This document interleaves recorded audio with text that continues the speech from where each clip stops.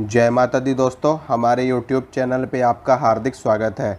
Video शुरू करने से पहले आपको ये बता दूं, अगर आप पहली बार मेरी वीडियो देख रहे हो तो आप इस चैनल को सब्सक्राइब करें ताकि मैं जो भी वीडियो अपलोड करूं वो सबसे पहले आप तक पहुंचे। सब्सक्राइब बटन के साथ में बेल आइकन भी है, इससे आपको तुरंत नोटिफिकेशन मिलती है अगर आप बेल आइकन को भी प्रेस करते हो। और आज की वीडियो में मैं आपको ये बताऊँगा कि सपने में सवारी दिखना, इसका क्या अर्थ होता है, इसका क्या मतलब होता है। होता क्या है कि जब हम किसी देवी या किसी देवता की पूजा करना शुरू करते हैं, जैसे कि आप हनुमान जी की पूजा करनी आपने शुरू करी और आप हनुमान चालीसा का पाठ करते हो या फिर हनुमान जी के किसी भी मंत्र का जाप करते हो और किसी भी विधि से कर रहे हो और आपको उनकी पूजा करते करते काफ़ी समय बीत गया, 6 महीने बीत गए, साल बीत गया, 2 साल बीत गया, 3 साल बीत गया। इस तरीके से आप उनकी पूजा लगातार करते जा रहे हो, लेकिन आपको कभी कोई संकेत नहीं मिला, कभी कोई लक्षण नहीं दिखाई दिए, बस खाली आपको थोड़ी बहुत अपनी बॉडी में सेंसेशन फील होती है। तो होता क्या है कि कई बार देवी देवता हमको संकेत नहीं दे पाते। उसका कारण क्या होता है कि उसका कारण ये होता है कि हमारे घर पे अगर किसी ने कोई तंत्र कर रखा है या घर की जो शक्तियाँ होती है, घर की दहलीज जो होती है, अगर उस दहलीज को बांध दिया जाता है तो कोई भी शक्ति हमको संकेत नहीं दे पाती। और उसमें क्या होता है कि जो तांत्रिक लोग होते हैं या जो अघोरी लोग होते हैं या जो बुरी प्रवृत्ति के लोग होते हैं, वो इस तरह का कर्म करते हैं, आपके घर की शक्तियों को वो बांध देते हैं और कोई भी शक्ति आपके घर में प्रवेश नहीं कर पाएगी, चाहे आप कितनी भी पूजा कर लो, कितनी भी साधना कर लो। और इसी कारण से देवी देवता भी संकेत नहीं दे पाते। अब जब उनको कोई भी मौका मिलता है, क्योंकि कुछ कुछ त्यौहार ऐसे होते हैं, कुछ पर्व ऐसे होते हैं जिसमें शक्तियाँ स्वतंत्र हो जाती हैं, जैसे कि होली का समय, दीपावली का समय और ग्रहण काल। ये तीन काल ऐसे होते हैं, ये तीनों समय ऐसे होते हैं जिसमें हर शक्ति स्वतंत्र होती है। ठीक है, चाहे वो भूत प्रेत हो, चाहे वो कोई देवी हो, चाहे वो कोई देवता हो, शक्तियाँ पूर्ण रूपेण स्वतंत्र होती है। वैसे तो देखिए ये सब ईश्वर की ही लीला है, उनकी लीला कौन समझ सकता है। तो शक्तियाँ स्वतंत्र होती है इन दिनों में, और इन दिनों में जैसे ही उनको अपनी स्वतंत्रता का आभास होता है, वो तुरंत अपने साधक को, अपने भक्त को अपना परिचय करवाने लगती है या फिर किसी भी तरीके से संकेत देने लगती है। उन काफ़ी सारे संकेतों में मैंने आपको पहले भी उनके संकेत बताए हैं, काफ़ी संकेत आपको मैंने बताए हैं। तो उन संकेतों में से एक संकेत होता है कि सवारी के रूप में सपने में दिखाई देना।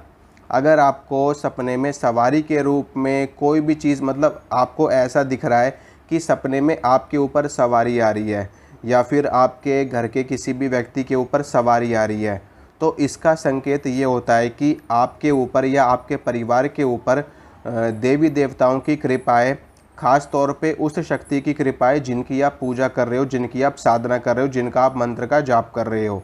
तो ये सीधा सीधा सा इसका मतलब यही होता है कि आपके ऊपर आपके इष्ट की कृपाएँ जिसकी आप पूजा कर रहे हो, ये होता है इसका मतलब। तो इसमें आपको करना क्या होता है, अगर आपको ऐसा दिखाई भी देता है कि आपको सपने में सवारी दिख रही है, तो इसमें आपको सबसे पहले तो उनको धन्यवाद करना, ये बहुत ही शुभ संकेत होता है और आपकी साधना में एक अच्छी स्थिति होने का लक्षण होता है। ठीक है, साधना में एक अच्छी स्थिति होने का लक्षण होता है ये सपने में सवारी का दिखना। और इसमें आपको करना क्या है कि अपने इष्ट देव को धन्यवाद करना है और धन्यवाद करने के बाद उनको प्रसाद ज़रूर चढ़ाना है। जब आप उनको प्रसाद चढ़ा दोगे तो उनको भी प्रसन्नता होगी, उनको भी खुशी मिलेगी कि मेरा भक्त मेरे दिए संकेत को समझ गया है और वो आपसे फिर और भी ज़्यादा कम्युनिकेट करने की कोशिश करेंगे।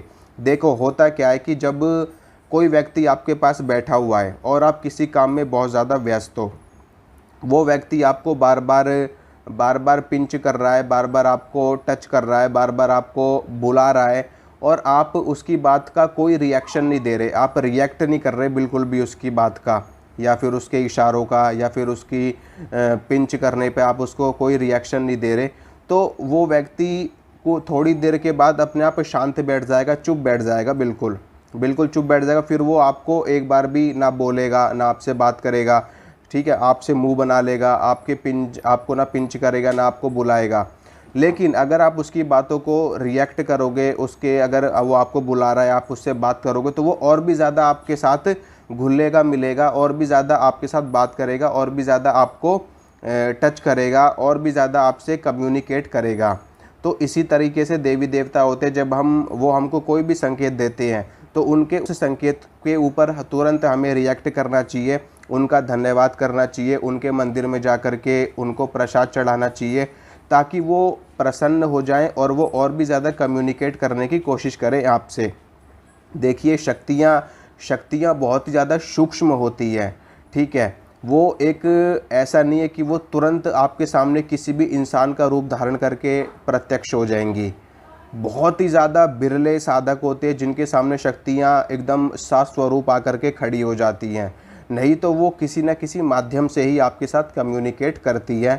तो इसी तरीके से ये चीज़ होती है, और इसमें जो मैंने इन्फॉर्मेशन दी है, अगर आप उससे संतुष्ट हो तो आप वीडियो को लाइक करिए, शेयर कीजिए। इसी के साथ में मैं आपको ये बताना चाहता हूँ कि एक नया यूट्यूब चैनल बनाया गया है आप लोगों के लिए ही, ताकि आपको तंत्र मंत्र से जुड़ी और भी अच्छी से अच्छी इन्फॉर्मेशन आपको दी जा सके। और उस चैनल का लिंक मैं डिस्क्रिप्शन में डाल दूँगा, और आप उस चैनल को भी सब्सक्राइब कर लेना और बेल आइकन को भी दबा लेना, ताकि वीडियो डलते ही तुरंत आपके पास नोटिफिकेशन पहुँचे और आप वीडियो को देख करके अपने ज्ञान को बढ़ा सकें। तो मिलता हूँ दोस्तों, अगली वीडियो में मिलूँगा आपसे। जय माता दी। माता रानी आपका मंगल करे, आपका कल्याण करे, आपको और आपके परिवार को धर्म अर्थ काम और मोक्ष प्रदान करे। जय माता दी। धन्यवाद।